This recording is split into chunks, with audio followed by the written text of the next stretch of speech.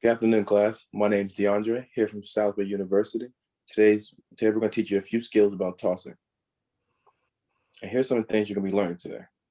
Underhand throws to a large stationary target, being able to demonstrate underhand throws with opposite foot forward.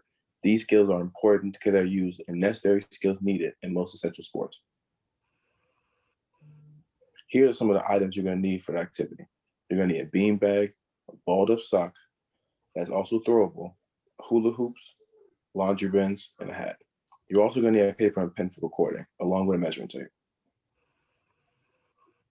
Hey class, my name is Mr. Ridgely, and for our instant activity today, what we're going to be doing is tossing up our beanbag or our sock up in our own self space, up in the air, and then we're going to try to catch it. Some of the key points that you want to follow would be focusing on the object as it goes up and keeping your eyes on it as it flies, catching it with both your hands, and then making sure to bring it back into your body like you're giving it a big hug. This is Mr. Granger demonstrating the task at hand, and you can see as he pulls it into his chest, that's exactly what we're going to look for. Remember the cues of swing, release, and catch. And at this time, you can pause the video and practice it on your own for 60 seconds. For a health-related fitness activity, we're going to do the toss and flop. So it's going to be similar to our last activity, but this time when you throw it up in the air and catch it, you're going to drop to the ground on your belly and sprawl out. And then once you finish that, you're going to get back up and do it all over again really fast. The whole goal of this activity is to get your heart pumping, and you want to get it moving.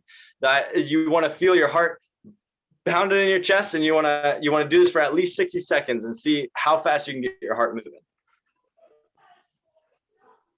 Hey class, I'm Mr. Granger from Salisbury University, and for activity 1, we're going to be learning underhand throws to a large target with our opposite foot forward using the cues tick, step, talk, and toss. So as you can see in activity 1, you can toss with your preferred hand at a preferred level, being either high, mid, or low, with a preferred force of light or strong. And in order to make the activity easier, you can create larger targets or move the targets closer to you, or to make it more challenging, you can create a smaller target and move the targets further away. So you're going to try this for a minute and then come back. Hi, I'm Mr. Welch, and we're going to be moving on to activity 2. This time we'll be practicing underhand throwing at high and low levels, keeping the same cues and making sure that you're recording your makes and misses. Take a minute and practice this. As you can see in the top left GIF, Jacob is throwing it high, and then on the bottom one, he's throwing it low. Hello students, this is Mr. Gant. For our third activity, we are going to be doing the same task. However, we are going to be tossing with our non-dominant or non-preferred hand, as many of you might know it as.